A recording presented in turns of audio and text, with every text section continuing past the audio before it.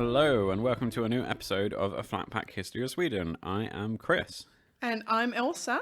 This week we will end our little mini section on the early part of the High Middle Ages and see what the last few kings of this period got up to. There's not as many as there were in episode 28, so don't worry, it should be easier to follow this time.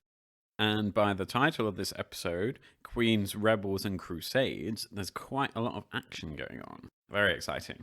But would you like to tell us the Swedish phrase of the week? Yes, this week's phrase is actually a movie quote that has made its way into sort of general use. It's something that you can say when you're maybe getting a bit tipsy. Man var ju nykter I morse, men nu börjar det ordna upp sig. Which means, well, I was sober this morning, but now I'm fixing it. And it's from a cult film called Sällskapsresan. I think Sällskapsresan is actually on Netflix. So at least if you're listening to us and you're in Sweden and you've got Netflix, you can check it out there. I strongly encourage everyone who's able to watch it.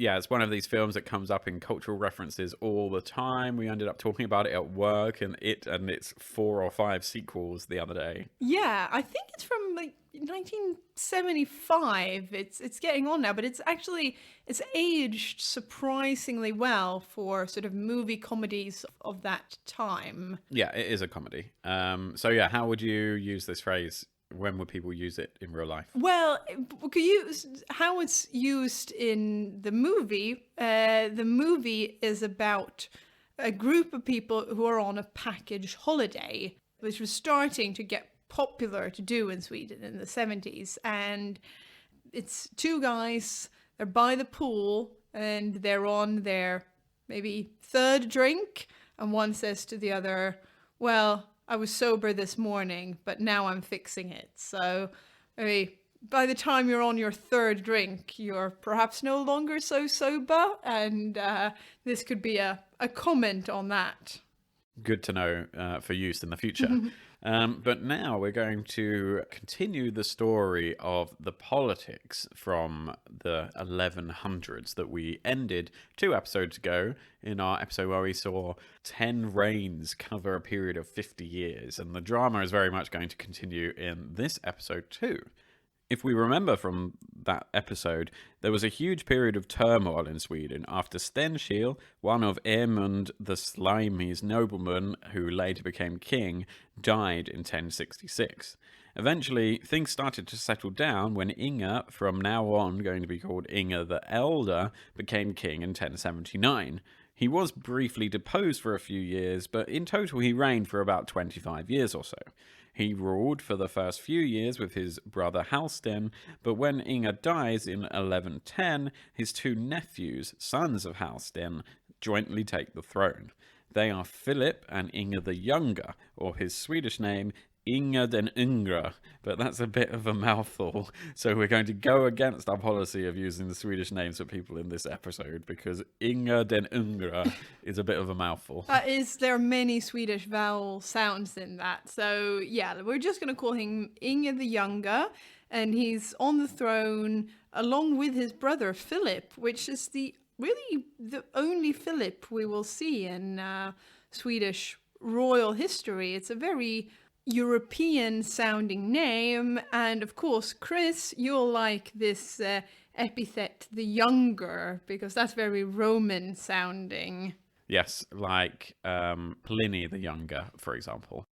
The Hevara saga puts this very succinctly for us. It says, Halsten's sons were Filip and Inge, and they succeeded to the kingdom of Sweden after King Inge the Elder. So this is another reason why historians tend to believe that it was Halsten and Inge who were the 2 co-rulers in the previous episode. They give a good example to Filip and Inge the Younger, who were also brothers. Indeed, and this Stenkil mini-dynasty is really starting to flesh out now. It seems that these 2 brothers ruled quite well together. They are the 4th and the 5th members of this House of Stenkil, and they also have links all the way back to Erik Segersäll. I love this kind of link, even if it is a bit incestuous. If you remember, Olof Rödkonung way back when had a daughter called Ingegerd, who later changed her name to Anna for ease. Yes, exactly, because she married Yaroslav the Wise down in Kiev, who presumably liked the name Anna because he could pronounce it easier.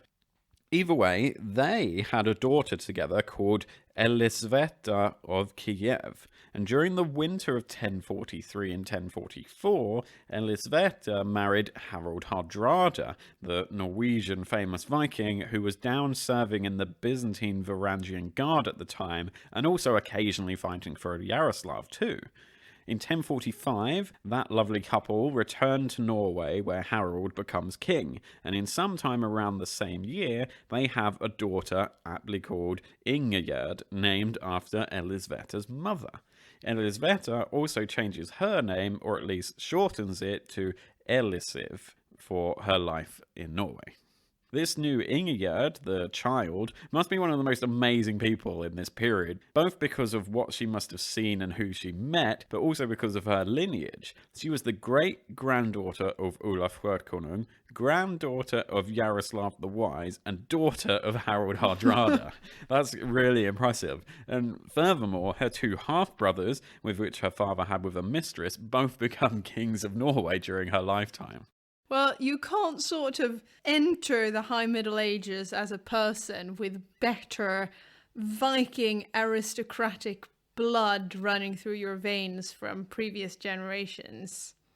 Yeah, it really is some pedigree, and she adds to this history and prestige herself. In 1067, there was a peace treaty signed between Norway and Denmark, where Ingegerd marries Prince Olaf of Denmark, while Olaf's half-sister Ingrid married Olof Skirra, Ingegerd's brother and king of Norway, if that makes sense. Yep.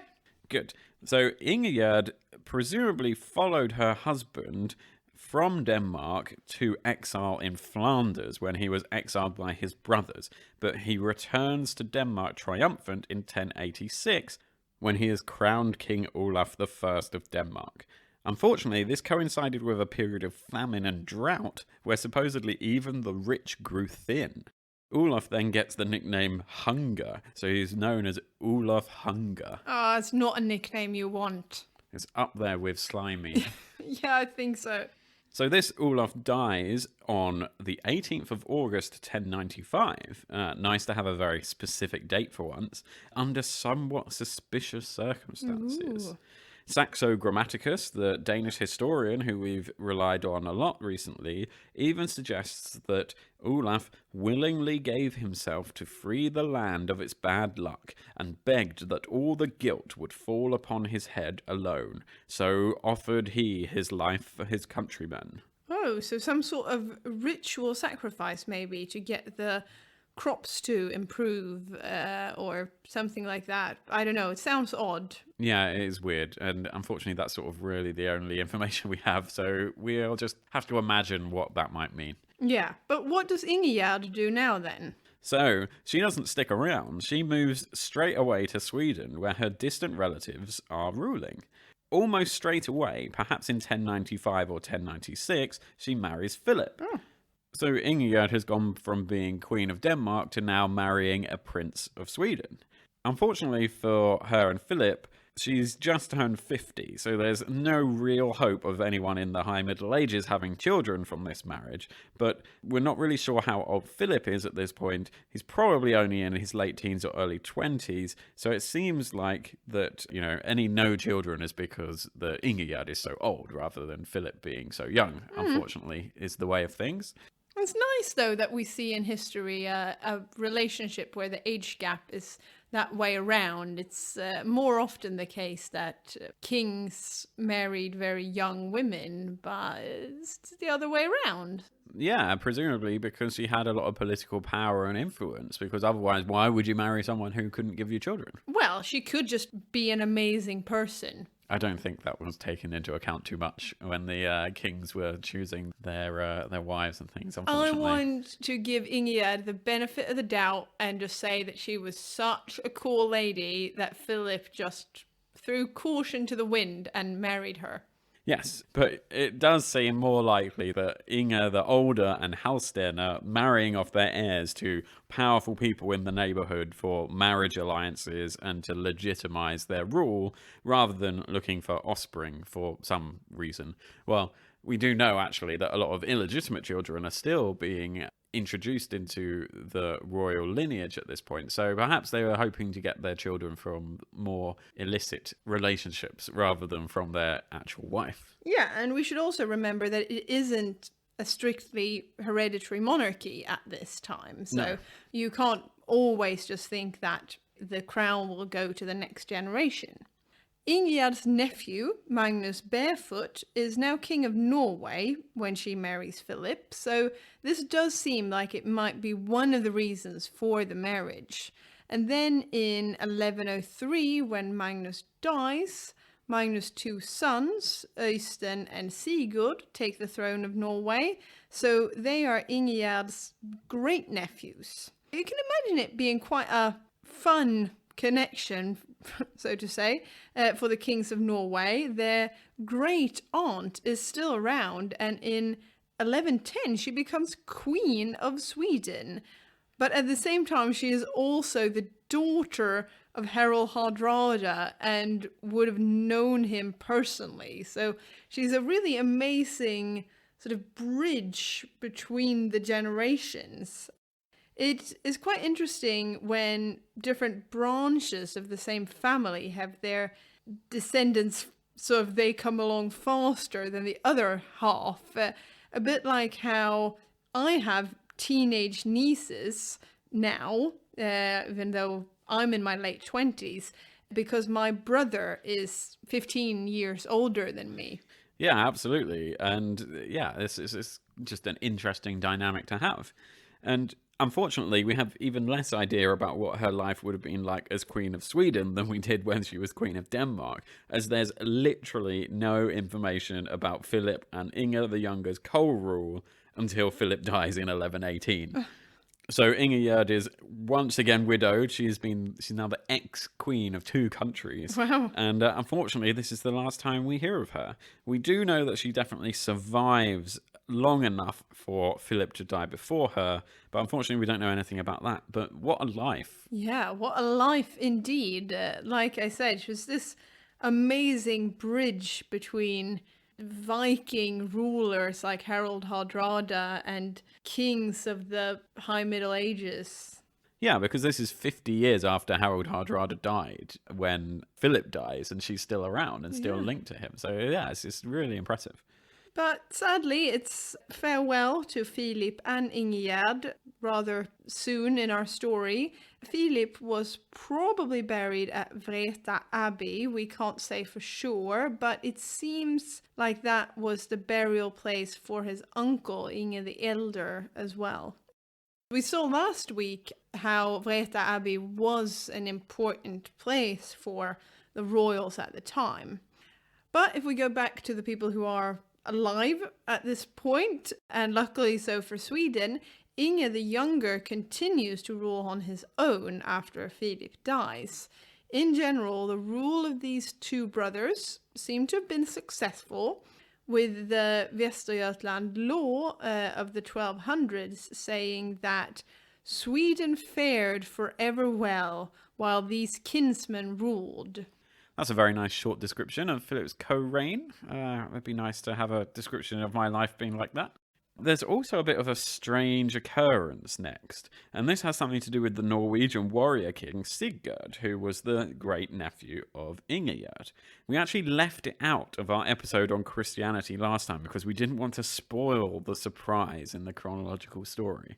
And you might guess what it is because of the title of the episode. Yeah, because of course this really now is the era of the Crusades. The High Middle Ages is famous for crusades to the Holy Land and to Jerusalem. That has an impact on things that are going on in Sweden and Scandinavia as well. People are starting to spread their wings a bit. Yeah, they really are. And right at the start of Inge and Filip's reign, news would have reached them that their neighbour, King Sigurd, had returned from his own little trip, called a crusade, all the way to Jerusalem. Wow. Sigurd was actually the first European king to personally go on crusade to Jerusalem, leaving Norway in 1107 and spending 4 years on this adventure, returning to Norway in 1111. There isn't really much information on what he does for the rest of his reign in Norway, so maybe he was getting a bit tired of being stuck around in Norway by the time it gets to 1123, because in 1123 he decides to take another dramatic decision. But before he got onto that, we have to say that his crusade to Jerusalem really was a big success. It kick-started this idea of kings going on crusade personally, even though he didn't really get much out of it in a material sense, because on the way home to Norway, he actually stopped off in Constantinople and gave all of his treasures to the Byzantine emperor in exchange for some nice horses to get him back via land to Norway. So that's quite nice of him to give a big gift to Constantinople.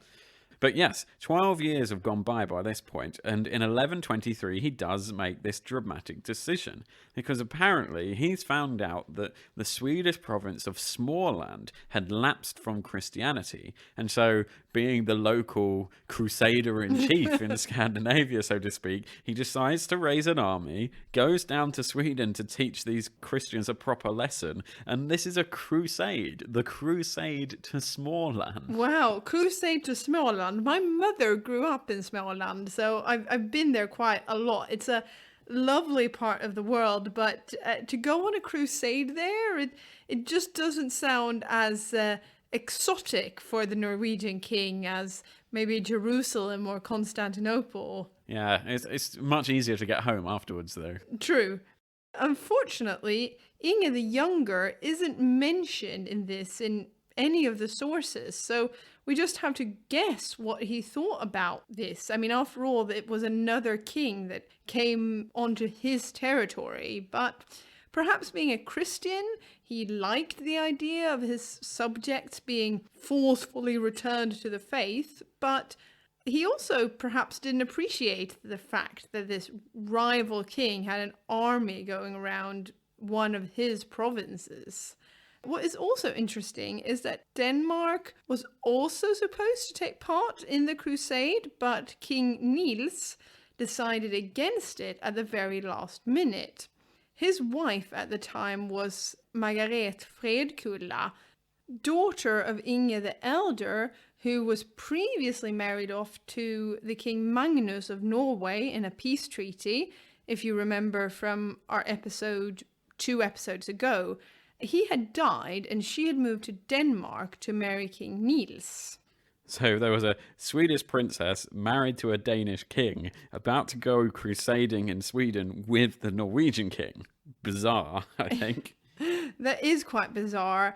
In fact, we might still, in a way, be seeing the effects of this crusade today, because Småland is now known as one of the most religious areas of Sweden. Now, Sweden is a very secular country, so even being the most religious area doesn't necessarily mean that you're very religious. But it is sometimes referred to jokingly as the Swedish Bible Belt because of its relatively high levels of church attendance and participation in church activities. Jönköping, the largest town in the area, is also jokingly nicknamed Sweden's Jerusalem. So that's probably why Sigurd went there. He got confused. Oh, he was on his way to the actual Jerusalem and just ended up in Jönköping. He's like, oh, this will do. I'll go back to Norway. Requires fewer horses to take me there. After this crusade, not much happens with Inge the Younger. He is married by now to a Norwegian woman called Ulvhild Håkansdotter, but there are no children from the marriage. The last thing to happen to Inge is perhaps the most intriguing. He dies in around 1125, and the Västergötland law has this to say. The 10th Christian king was King Inge the Younger, the brother of King Filip. and he was named after King Inge the Elder.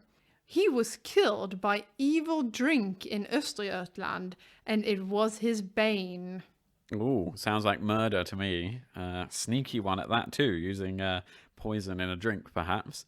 It's a bit different to poison someone than simply kill them in battle, so we're not entirely sure what's going on here. Or could it be that by evil drink they just mean a disgusting drink? Like iron brew or ale. Yeah. You know, maybe he just drank something that was so rank that killed him. Maybe. But regardless of how he died, Inge the Younger was buried next to his brother at Vreta Abbey. Perhaps. It's a bit confusing. But that would be nice if it was the case. Yeah. Now we need to take a little bit of a stock check and see where we are, because this next section makes episode 28 with 10 reigns in 50 years look a bit clear and simple, unfortunately. Because of the way the throne had passed through the royal families and the various kings have died without any surviving children, the only surviving royal descendants from any Swedish king going back to Stenkil in the 1060s are some daughters of Inge the Elder.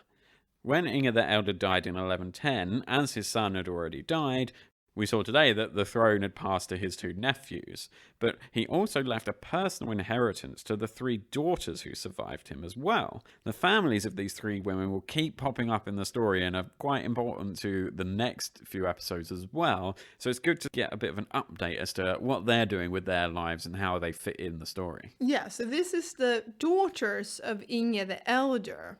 The eldest, Princess Christina, well, she's actually dead by now. Yep.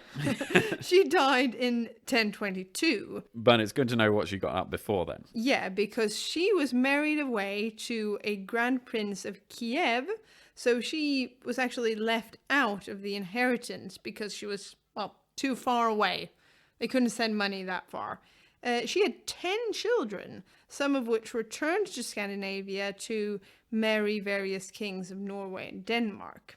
Margaret Fredkulla, as we just mentioned, had been Queen of Norway and is now Queen of Denmark. She has a son, Magnus, who is looking to utilize the fact that he is the only male descendant with Stenkil family blood still around in Scandinavia. He's also the only son of King Niels of Denmark, so is due to inherit that throne as well at some point. The final daughter of Inge the Elder is married to a Danish prince, Prince Björn. They married in 1025. Prince Björn is the nephew of King Niels. They have a 3-year-old daughter called Christina, who will return to Sweden in a few decades' time to marry one of the upcoming kings. But it's this Magnus, the son of Margaret and King Niels, who is the only male around in the Scandinavian area, as also said, with any sort of claim to the Swedish throne. It isn't a patrilineal claim. He isn't the son of the king. He's the son of a daughter of the king of Sweden. So it's not counted as an official heir in countries like England in the normal European way of doing things. But as we've seen in Sweden, it's not necessarily that important if you're an official descendant or not, because you're elected. And because things have gotten so bad, he's the only real high-profile male figure left in the country. He is, after all, a grandson of Inge the Elder, great-grandson of Stenkil, and of course the son of the Danish king, although that might count against him somewhat. So Magnus takes a long, hard look around the country and decides that, yes, I think I feel like being the king of Sweden. After all, who else are they going to choose? According to Saxo Grammaticus, that lovely historian, Magnus was recognised by the Geats in Götaland. Hooray! So the line continues. But, hang on, he's only recognised in Götaland. One day when he is sitting around contemplating what sort of king he's going to be, he gets a message saying that up in Svealand, a man called Ragnvald Knapphövde has been elected king of Sweden. Oops. Well, oops indeed, because now there are 2 kings of Sweden, just in different areas. Knapphövde, now that's a bit of an unusual name. It either referred to a drinking cup, so huge it was the size of a man's head, or more generally meant round head, meaning that Ragnvald was foolish. This is perhaps an accurate description of his personality, by the way, because of what we see happen next. At this point, we need to introduce a Swedish royal tradition, which is helpful to explain both this episode and help to explain the general situation we have in Sweden with the kings having to be elected. Yes, this tradition is called the Eriksgata. The Eriksgata is a traditional journey that a newly elected Swedish king had to make through his provinces in the kingdom to have their election confirmed by the local assemblies. The actual election took place in Uppland in Svealand at a place called the Stone of Mora, which was found at the Thing in Mora. It was originally only those people in Svealand who were able to take part in the election, hence the situation we've had in previous episodes of kings being proclaimed in Svealand but not in Västergötland or vice versa. So the idea is the king is elected in Svealand but then travels around Sweden on this Eriksgata journey, and as he goes he gets formally elected by each local town or people or region that he meets along the way. This is presumably helpful to assert your physical authority, but also quite literally put a face to the name for the people, especially as they're not minting coins at this point because they've had a little bit of a break. How do you even know if the king would turn up randomly one day? You've never seen him before, but now he's showing himself to the people. Exactly. The tradition of Eriksgata is actually still around today, even though now it's a purely ceremonial thing. The current monarch, King Carl Gustaf XVI, did this when he took to the throne in the 1970s. He travelled around on an Eriksgata. That's nice. In fact, the Eriksgata of Ragnvald is the first time that we have any evidence of it existing, and that's thanks to Saxo Grammaticus writing about it. However, the way it is written implies that this journey, this Eriksgata, has been an institution for quite a while, which would make sense with what we know about the elected kingship. So, what happens this time? We have two kings in Sweden. Well, Ragnvald had, of course, been elected king by the Swedes in Uppland and started off on his journey. Because he believes he's the rightful king of all Sweden, so he's going to start off on his journey and get people to elect him locally. All went well when he got to Östergötland, but when he entered Västergötland, he did so without taking any of the locals hostage. This is one of these odd practices in the Middle Ages, where you would take notable people hostage just in case you were attacked. Then you could kill the hostages if someone tried to kill you. Eventually, it turns into more of a tradition than a necessity. And so by not taking hostages, you're sort of insulting the people you're meeting. Yeah, because you treat them well and they get to hang out with you being the king or the important person. So yeah, it's a bit of a snub to say, no, we're not taking hostages. Yeah, not following the sort of set order of things. Yeah, and fun fact, the Queen, being my Queen, the Queen of the UK at the moment, she opens Parliament each year by travelling to the House of Commons and gives a speech in the House of Lords. As she enters Parliament, the palace authorities actually take a member of Parliament hostage to make sure that the MPs and Lords in Parliament don't harm the Queen. So it continues back in the UK. And there's actually an excellent interview with one of the more recent hostages where the MP describes that they were taken to the palace by the Lord Chamberlain. And in this interview on the BBC website, if you just Google sort of opening of Parliament hostage BBC, it might come up. But in this interview, he says that the Lord Chamberlain made it absolutely clear I could do whatever I wanted at Buckingham Palace. I could wander around, I could have a gin and tonic, a cup of coffee, or I could join him, and his preferred option was to watch the state opening of Parliament on the BBC, which is what I did with him, and wait until Her Majesty's return. Oh, that sounds nice. It's nice to get a gin and tonic not like Sweden in the 1120s. As we'll see. Yeah, because Ragnvald enters Västergötland without taking hostages. And when he gets to Karleby, he was murdered by the locals, who, of course, had instead elected Magnus as king. And this is what Saxo Grammaticus says. King Inge was dead, and in spite of the fact that it was the privilege of the Swedes to elect a new king, the Geats insulted this dignity by putting aside the right of others and ventured to give the kingship to Magnus. The Swedes did not want to allow the Geats any kind of right in this respect and considered it improper that a lesser nation should claim a right that had belonged to the Swedes since time immemorial. As they claimed their old rights, they declared the election of Magnus invalid because the Geats had no right to elect king and elected a new one. This new king was soon killed by the Geats, and at his death, the dominions passed to Magnus.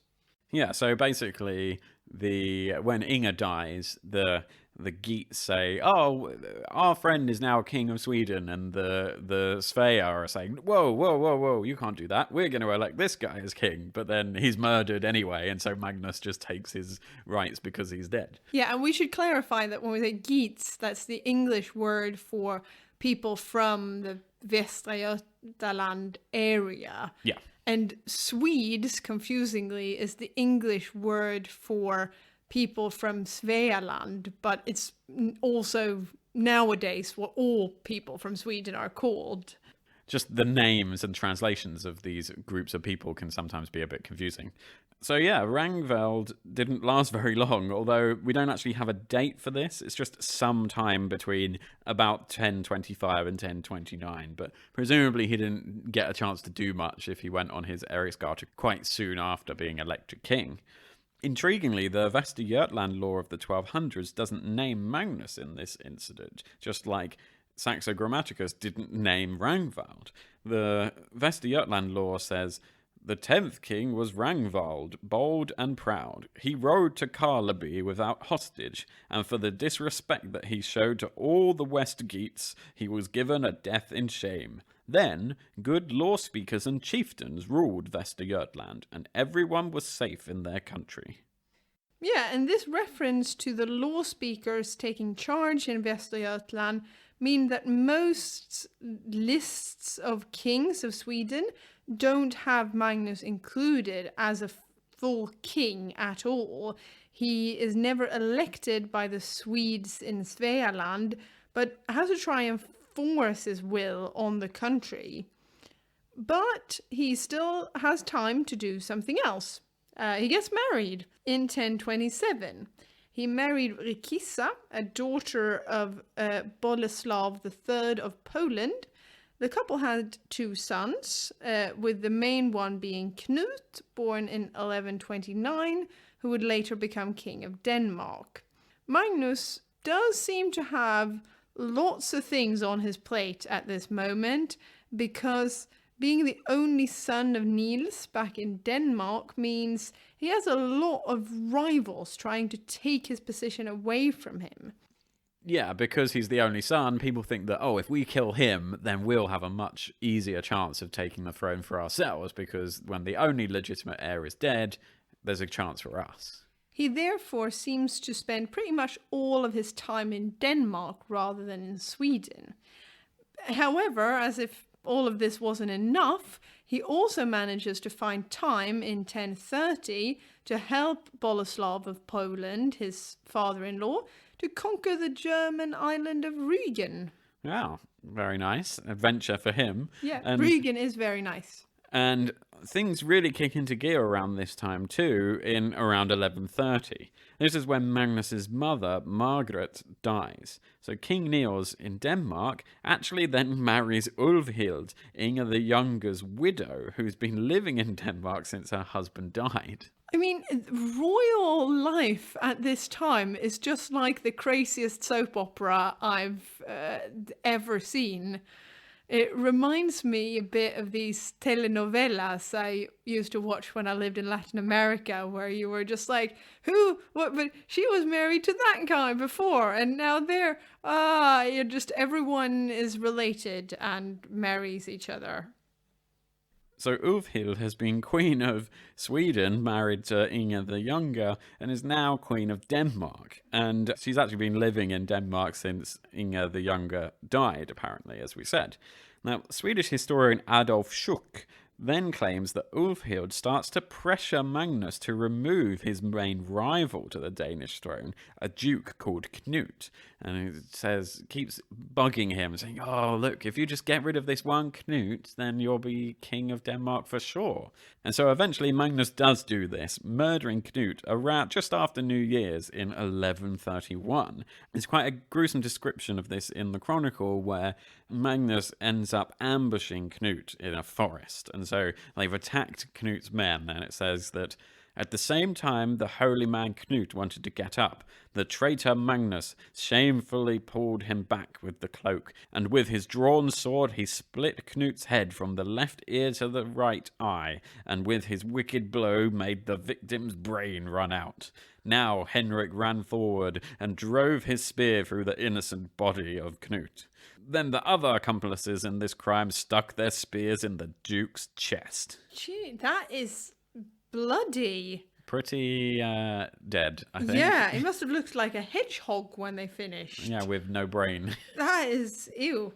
Yeah, but unfortunately for Magnus, his mother-in-law's plan doesn't really solve the problem, as this dead Duke Knut's half-brother Erik tries to get revenge, and he starts a rebellion all across Denmark against Magnus and King Niels. I mean, that kind of bloody murder probably would encourage some sort of revenge from any surviving family members. Yeah, and whilst all of this is going on down in Denmark, the Swedes, far from being passive, were busy watching and seemingly preparing to take advantage of the situation. In 1132, seeing that this Danish rebellion wasn't just a flash in the pan, but was actually erupting into a full-blown civil war in Denmark, they took this opportunity to elect their own king, a seemingly random, previously unknown landowner in Östergötland called Sverker. Saxo Grammaticus has this to say: the Swedes, when they heard that Magnus was busy with war in Denmark, took one of their fellow countrymen, a man of modest ancestry by the name of Sverker, as their king, not because they appreciated him in particular, but since they would not stand under the rule of a foreigner. That's pretty damning. Not because they appreciated him in particular. Yeah, I mean, that's not what you want someone to say when you get a new job. It's like, we don't really appreciate you in particular, but you're the best person we can get for this job. Yeah, and it's quite interesting that they call Magnus a foreigner, even though he does have this Swedish ancestry, but because he's the son of the King of Denmark, they're seeing him as a foreigner. Yeah, and this is pretty much going to be as good as it gets for Magnus and Niels, as the rebellion in Denmark gathers pace to a full-blown civil war. Ulfhild does something dramatic, which actually helps cement Sverker's claim to the throne. In roughly 1134, Ulfhild, Queen of Denmark, leaves Niels, escapes from Denmark, moves to Sweden, and marries Sverker. That's amazing. In the middle of a civil war and also kind of a war against another country, the queen just decides, nah, I'm going to leave and marry the pretender king back in Sweden when your own son-in-law is claiming that title for himself too. This is what I mean about how it's all a telenovela. This is quite crazy. We can see why it might make sense for Sverker and also for Ulfhild, actually. Seeing as she was the widow of Inge the Younger, Ulfhild represented the influence and power of the now extinct Stenkil dynasty, and presumably could still garner some support in areas across Sweden. This marriage would have helped to bring legitimacy to the non-royal Sverker, who has, it seemed, appeared out of nowhere, and it probably brings more power to Ulvhild herself as well. Her son-in-law was effectively no longer in charge in Sweden and was busy fighting a civil war with her old husband back in Denmark, so she was choosing a more stable position for herself, even though she did it in quite a dramatic way.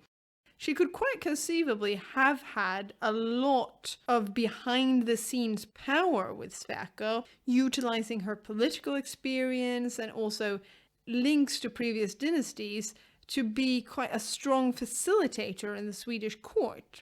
It's quite an impressive history. I mean, now she has been queen 3 times, twice in Sweden and once in Denmark. Yeah, it's really another great story of these amazing women just ruling from various different locations all around Scandinavia. Yeah. And perhaps she really did see the writing on the wall, because at a battle down in Skåne in June of 1134, King Niels and his son Magnus faced off against this rebel leader Erik in a battle to decide the fate of the Danish throne. Erik had assembled the peoples of Skåne and Skåne's archbishop to fight for him, along with a large contingent of German cavalry. There's actually a lot of religious subcontext to this rebellion as well that we don't have time to go into because we're not a history of Denmark, but that's why the archbishop is also involved in all this goings on.